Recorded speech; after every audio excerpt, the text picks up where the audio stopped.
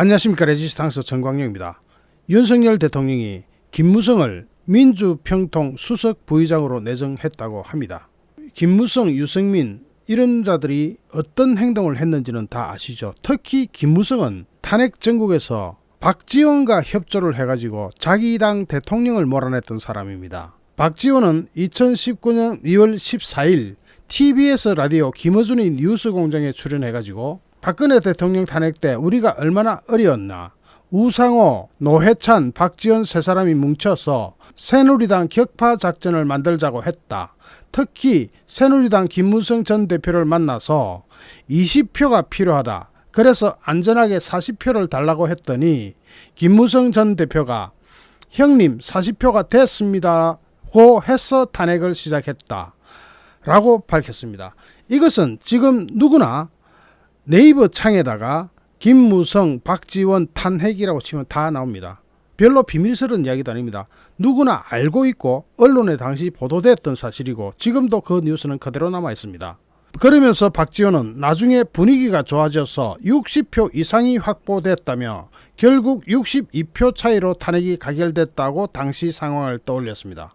이것을 보면 박근혜 대통령님에 대한 탄핵은 뭐가 잘못을 했거나 어떤 위법 상황이 있었거나 한 게 아니고 정치적인 야합으로 출발했고 야합으로 끝나게 된 것임이 확실하게 알 수 있습니다. 그 당시 김무성과 박지원이 이런 결탁을 하지 않았다면 탄핵이라는 것이 성사가 될 수 없었습니다. 그런데 이러한 야합으로 해가지고 일국의 대통령이 탄핵을 당하게 되었는데 그런 사람을 민주평통 수석 부의장으로 임명한다?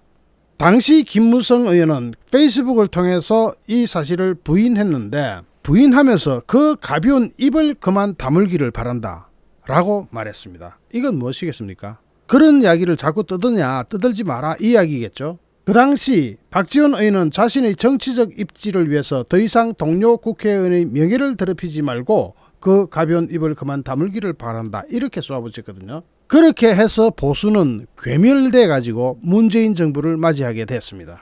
보수 괴멸에 대해서 총체적인 책임을 져야 할 사람을 민주평통 수석 부의장으로 만든다. 민주평통 수석 부의장은 장관급 이상입니다. 장관급보다 약간 높다고 봐야 됩니다. 장관급 이상으로서 대통령의 오른팔이 가는 자리입니다. 그러면 김무성이 대통령의 오른팔입니까? 그러면 윤석열 대통령은 선거 때는 우리의 도움이 필요했고 지금은 도움이 필요 없다는 이야기입니까? 이렇게 되면 지지율 관리를 어떻게 하려고 이런 조치를 취합니까? 참으로 이해가 되질 않습니다. 그동안 저는 어쨌든 정권 교체가 됐고 정권 교체가 된 이상 최소한 3개월, 6개월이라도 윤석열 대통령에 대해서 허니문 기간을 가지고 윤석열 대통령의 지지율을 올려주기 위해서 최선을 다해왔고 그런 방송을 해왔습니다. 그런데 오늘 이 소식을 들으니까 기가 찹니다. 지금이라도 빨리 이 결정 바꾸셔야 합니다. 그렇지 않으면 지지율, 그나마 남은 보수 우파의 지지율마저도 잃어버리게 됩니다. 왜 그런 선택을 하는지 도저히 이해가 되질 않습니다. 윤석열 대통령의 결단을 기다립니다. 안녕하십니까. 레지스탕스 정광영입니다. 여러분은 이 뉴스를 언론을 통해서 보고 아시고 계실 겁니다. 하지만 이 뉴스의 이면에 숨은 것까지 보도해주는 언론은 없습니다. 대법원에서 김기춘 전 대통령 비서실장의 상고심에서 무죄 취지 파기 환송이 나왔습니다. 대법원이 세월호 참사 당일 실시간으로 박근혜 전 대통령에게 상황을 보고했다고 허위 답변을 했다는 혐의로 재판에 넘겨진 후 1심, 2심에서 유죄 판결을 받았는데 대법원에서 자세히 보니까 이것이 무죄다. 그것은 사실이었다. 이런 판단을 내린 겁니다. 더구나 이 사건은 윤석열 현 대통령하고 한동훈 현 법무부 장관이 수사했고 기소했던 그 세월호 보고 조작 사건이었습니다. 보고가 조작됐다고 기소를 했죠.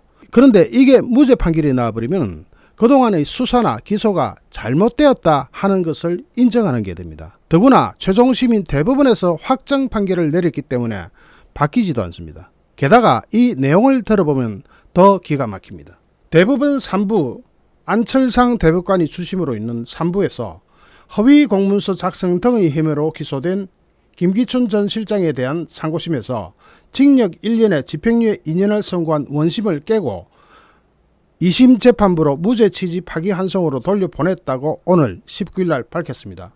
김기춘 실장과 함께 재판에 넘겨진 김장수, 김관진 전 청와대 국가안보실장에 대해서도 원심의 무죄 판결을 확정했습니다. 그러면 아무도 죄가 없다는 겁니다. 관련자 전원이 무죄가 나왔으니까.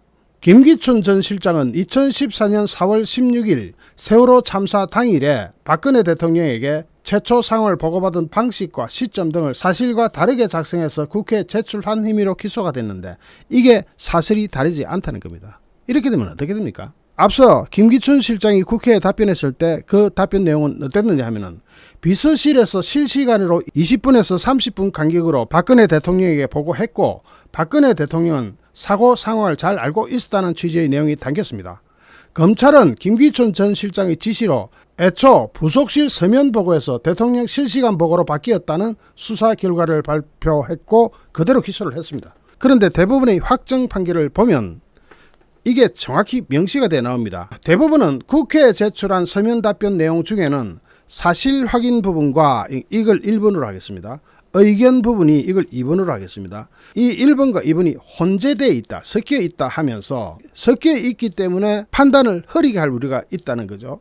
그러면서 사실 확인 부분을 먼저 떼서 보면은 사실관계를 밝힌 부분, 답변 중에 20-30분 단위로 간단 없이 유무선 보고를 했다고 밝힌 부분은 실제 대통령 비서실과 청와대 국가안보실에서 부속 비서관이나 관저로 발송한 총 보고의 수, 시간, 방식 등 객관적인 사실과 부합하기 때문에 허위가 아니다고 판결해 나온 겁니다. 객관적인 사실과 부합한다. 이게 뭡니까? 이게 사실이었다는 겁니다. 그러므로 허위가 아니다. 실제 대통령 비서실과 청와대 국가안보실에서 부속 비서관이나 관저에 발송한 총 보고 횟수, 시간, 방식 등 객관적 보고 내용에 부합하기 때문에 사실에 반하는 허위가 아니다라고 판단을 했습니다. 허위가 아니다 이렇게 판단이 나왔습니다. 그러면 당시 수사를 담당했던 사람은 윤석열 서울중앙지검장이었고 한동훈 3차장 검사였고 신자영 특수 1부장, 현 법무부 검찰국장 등인데 이 사람들이 허위의 사실을 가지고 수사 결과를 발표하고 기소까지 했다는 말이 됩니다. 어쨌든 대법원에서 판결이 이렇게 나왔기 때문에 이것은 팩트로 인정되는, 즉 사실로 인정되는 판결입니다. 대법원의 판결이 그런 거예요. 의견 부분, 즉 2번 부분을 볼 때 대법원은 서면 답변 내용 중에 대통령께서 상황을 파악하고 있었다고 생각한다고 하는 부분은 결국 피고인의 주관적 의견을 표명한 것에 불과하고 사실 확인에 대한 대상 자체가 아니다. 여기서 사실 확인 대상 자체가 아니다는 건 뭡니까? 박근혜 대통령이 사고 상황을 잘 알고 있었다 하는 부분에 대해서도 주관적인 김기춘 실장의 의견 표명이다. 그래서 주관적으로 생각할 때는 잘 알고 있었을 것이다라고 판단한 게 그게 어떻게 죄가 되느냐 하고 판결이 나온 겁니다. 그러면서 허위 공문서 작성 등 문서에 관한 죄는 사실 증명에 관한 기능을 저해해야만 성립하기 때문입니다. 사실 증명에 관한 기능을 저해한다는 게 뭡니까? 방해하거나 없애버리는 거죠. 그런 게 없었는데 그렇다면 이 역시도 기소 자체가 잘못됐다는 이야기죠. 대법원 무죄가 그런 거예요. 대법원에서 무죄 취지 파기환송이 나와버리면 이게 고등법원으로 돌아가거든요. 고등법원으로 돌아가면 고등법원에서는 이 무죄 취지라는 것은 무시할 수 없습니다. 그대로 인정을 합니다. 그러면 지금 이제 무죄 확정으로 봐도 거의 무방하죠. 당시 2017년 1월 1일 박근혜 대통령은 이러한 모든 상황에 대해서 청와대 상춘제에서 출입기자단 신년 인사에서 공식 답변을 내놓았습니다. 그 당시 세월호 7시간에 대해서 박근혜 대통령 워딩은 저는 그날 사건이 터졌다는 것을 정상적으로 계속 보고받으면서 체크하고 있었다. 이것이 지금 이제 대법원에서 확인이 된 상황입니다. 그 당시부터 지금까지 세월호 7시간 하면 좌파들이 촛불 집회를 하면서 대한민국의 격을 떨어뜨려 버렸습니다. 그 세월호 7시간의 진실이 이렇게 나오는 거네요. 마침 그날 일정이 없어서 관저에서 일을 챙기고 있었다. 일정이 없는 날은 관저에서 밀렸던 업무를 한다. 그날도 일하고 있었는데 보고가 와서 특공대도 보내고 다 보내고 한 사람도 빠짐없이 구조하라고 했다. 해경 상황을 챙기면서 각 수석실 보고도 받고 있다가 저는 구조됐다고 해서 너무 기뻐 안심했는데 시간이 지나니 오보였다고 해서 너무 놀랐다. 그래서 중앙재난안전대책본부 중대본에 빨리 가려고 하니까 경호실에서는 경호에는 필수 시간이 필요하다고 해서 마음대로 제가 못 움직였다. 거기에 중대본도 무슨 상황이 생겨서 바로 떠나지 못하고 중대본에서 다 준비됐다고 한 뒤에 달려갔다. 참 기가 막히죠. 이 사건에 대한 본인의 심경은 어떠한가라는 질문에 대통령으로서 제가 할 것은 다 했다고 생각하는데 어느 날 갑자기 밀회를 했다 이런 식으로 나오니까 얼마나 기가 막히던지, 헌법재판소가 그에 대해서 상세한 내용을 제출해 달라고 해서 대리인단을 통해 다 정리하고 추가해서 지금 만들고 있다. 제출하면 헌법재판소에서 재판을 하게 될 텐데 이번만큼은 그런 허위가 완전히 거쳤으면 좋겠다고 생각한다.